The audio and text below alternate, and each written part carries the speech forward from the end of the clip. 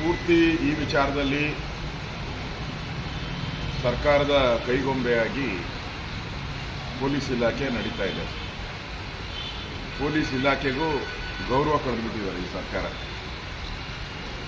ಅವರು ಕಾನೂನು ಪ್ರಕಾರ ನಡ್ಕೊಳ್ದೆ ಇಡೀ ರಾತ್ರಿ ಒಂದೊಂದು ತಾಲೂಕಿಂದ ಒಂದೊಂದು ತಾಲೂಕು ಸುಮಾರು 10 ತಾಲೂಕುಗಳಲ್ಲಿ ರಾತ್ರಿ ಎಲ್ಲ ಟಾರ್ಚರ್ ಮಾಡಿ ಪೊಲೀಸ್ ಸ್ಟೇಷನ್ನಲ್ಲಿ ಅವ್ರನ್ನ ಒಡೆದು ರಕ್ತ ಬರೋ ರೀತಿ ಹೊಡೆದಿದ್ದಾರೆ. ಅವ್ರಿಗೆ ನಮ್ಮನ್ನು ಯಾರನ್ನೂ ಒಳಗಡೆ ಬಿಡದೆ, ನಾವೆಲ್ಲ ಜನಪ್ರತಿನಿಧಿಗಳು, ನಾವು ಅವರೇನು ಮರ್ಡರ್ ಮಾಡಿದಾರ?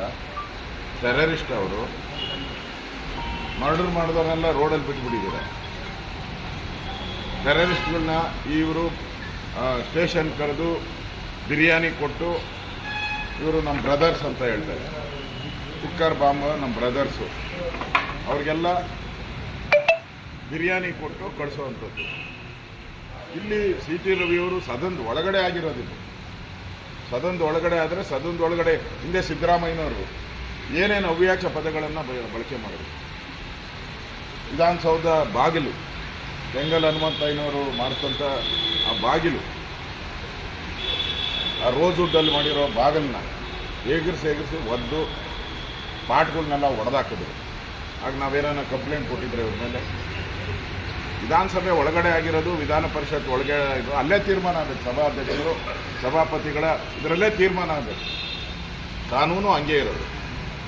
ಆದರೆ ಈ ಕೇಸಲ್ಲಿ ಸರ್ಕಾರ, ಇಡೀ ಸರ್ಕಾರ, ಮುಖ್ಯಮಂತ್ರಿ, ಉಪಮುಖ್ಯಮಂತ್ರಿಗಳು ಪೊಲೀಸ್ ಇಲಾಖೆಯನ್ನು ತನ್ನ ಕೈಗೊಂಬೆ ಮಾಡಿಕೊಂಡು ನಿಮಿಷಕ್ಕೂ ಮಾಡಿದ್ದಾರೆ. 50 ಕಾಲ್ ಮಾಡಿದ್ದಾರೆ. 50 ಕಾಲು.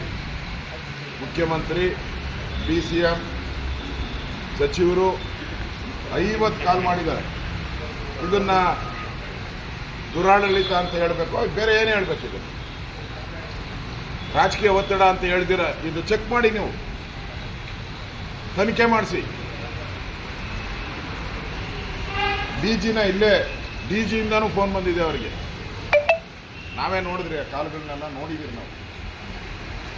ಅಂದರೆ ಪೊಲೀಸ್ ಇಲಾಖೆ ಸ್ವತಂತ್ರವಾಗಿ ಕೆಲಸ ಮಾಡುವಂಥ ಪರಿಸ್ಥಿತಿಯಲ್ಲಿಲ್ಲ. ಇದರಿಂದನೇ ಅವ್ರು ಮಾಡಿರೋ ಕಮಿಷನರ್ಗೆ, ಅಲ್ಲಿನ ಪೊಲೀಸ್ ಅಧಿಕಾರಿಗಳಿಗೆ ಮಾಡಿರೋ ಅಂಥ ರೆಕಾರ್ಡನ್ನು ಚೆಕ್ ಮಾಡಲಿ.